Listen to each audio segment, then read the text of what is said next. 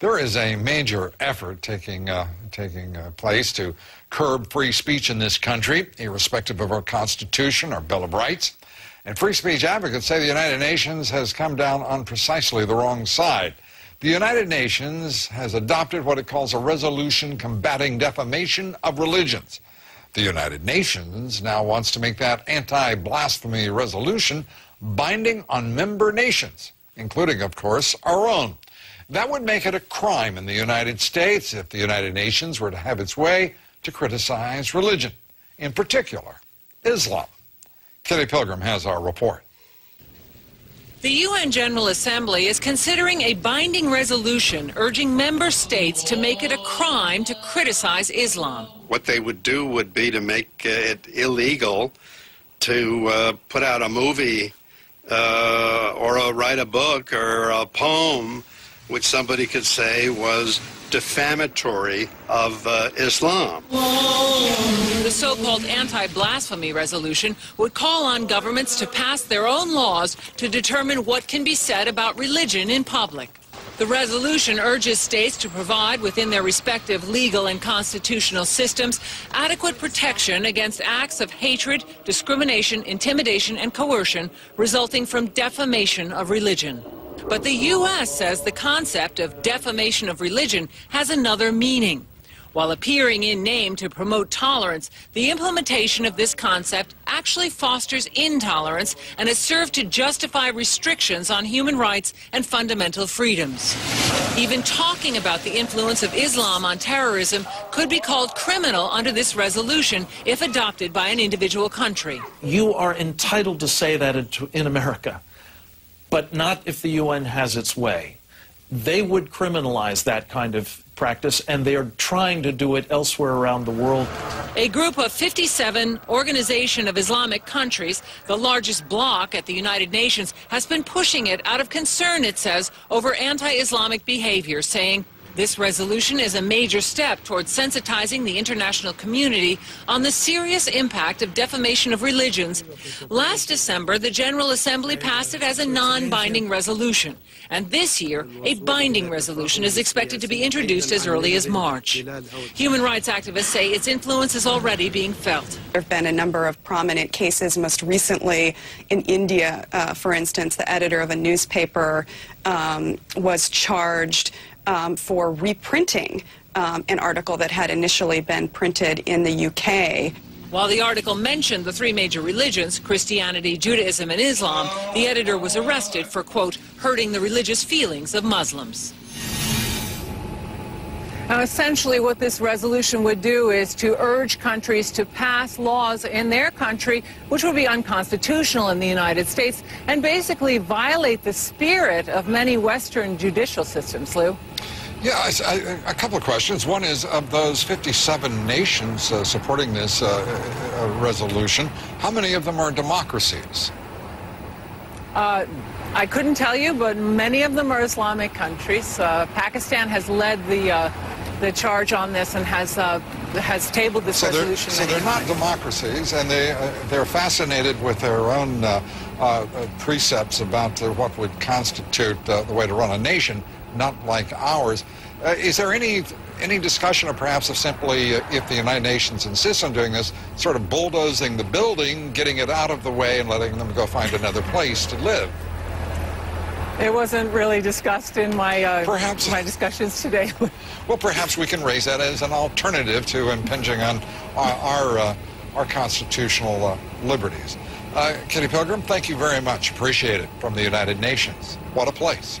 Well, joining me now with more on the UN effort to stifle free speech, to squelch it, really, is Christopher Hitchens. He's Vanity Fair columnist, author of God is Not Great, How Religion Poisons Everything. Christopher, I have to say, first, welcome. Great to have you back with us. Secondly, how dare these people attempt such a thing?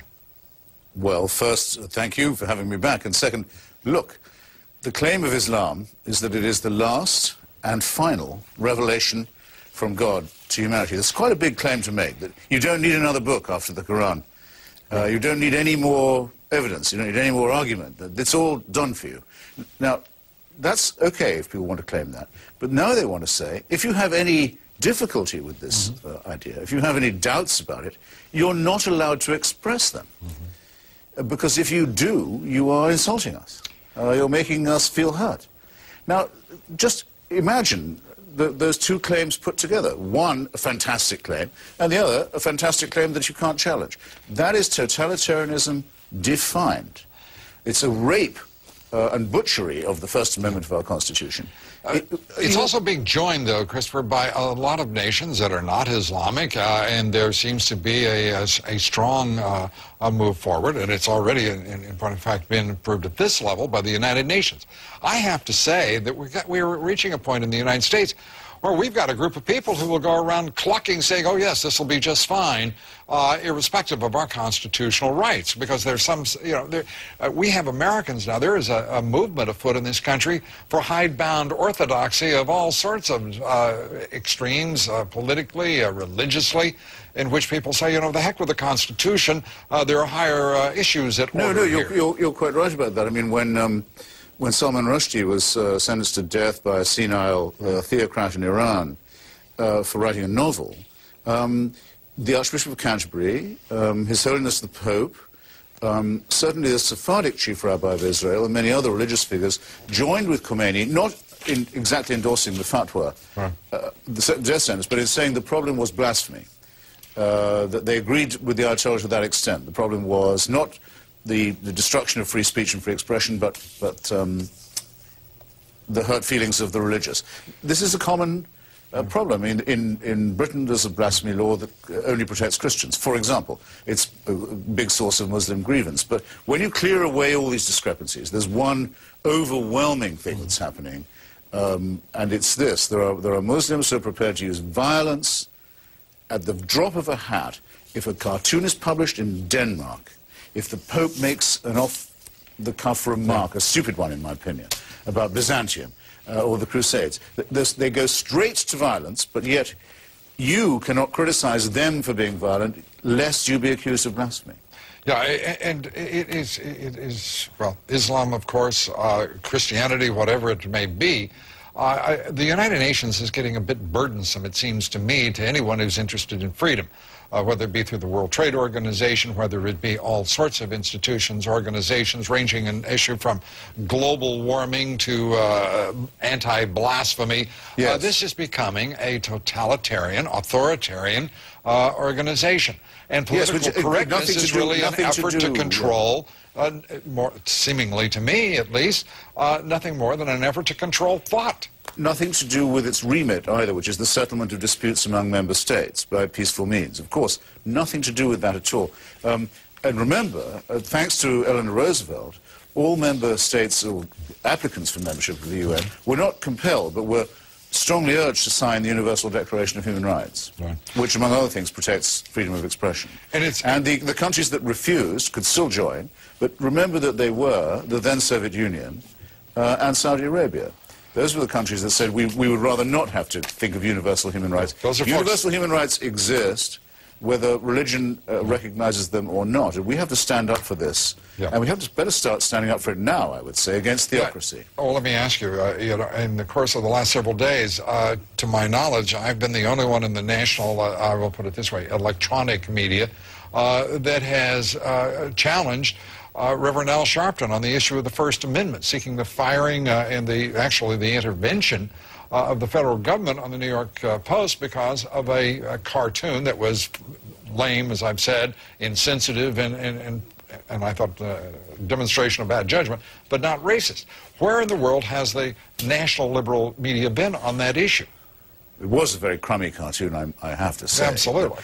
But I can't imagine what they were doing. It wasn't... another crime, by the way, it wasn't funny. I mean, can we just say that that's also an offense? I started out with lame. Extreme, yeah.